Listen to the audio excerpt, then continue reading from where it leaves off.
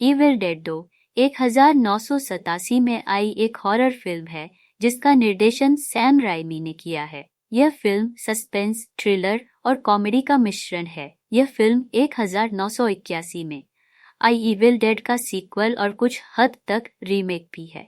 कहानी शुरू होती है ऐश विलियम्स ब्रूस कैंपबेल और उसकी गर्लफ्रेंड लिंडा के साथ, जो छुट्टियां मनाने के लिए एक जंगल के बीच में स्थित एक पुराने केबिन में जाते हैं।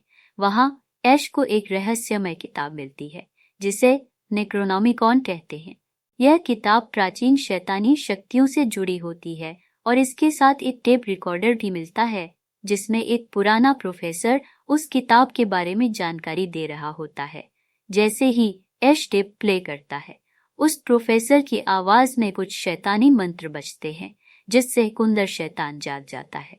वह शैतान जंगल और केबिन में तबाही मचाने लगता है। इसी दौरान लिंडा पर भी शैतान का कब्जा हो जाता है और वह एक डेडाइट शैतानी आत्मा से संक्रमित ज़ॉम्बी में बदल जाती है।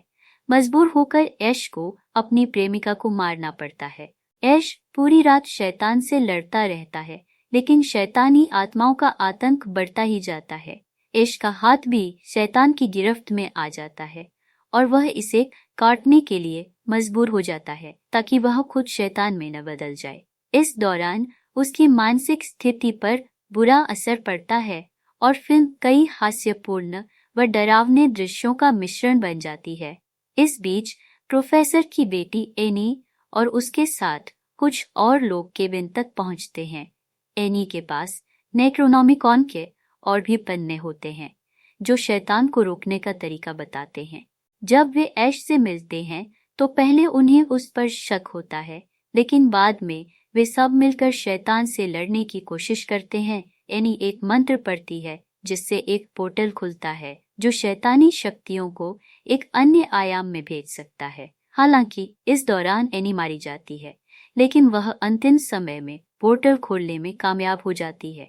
पोर्टल शैतान को तो खींच लेता है, लेकिन ऐश भी उसी पोर्टल में खींचा जाता है और दूसरी दुनिया में चला जाता है जो मध्ययुगीन काल का समय है। फिल्म का अंत यही होता है जहां ऐश को समझ आता है कि अब उसे शैतानी शक्तियों से उस समय में भी लड़ना होगा, जो कि अगले सीक्वल आर्मी ऑफ डार्कनेस की शुरुआत का संकेत है। इविल डेड 2 एक बेहद लोकप्रिय और क्लासिक हॉरर फिल्म मानी जाती है जो अपने डरावने और हास्यपूर्ण पलों के लिए जानी जाती है।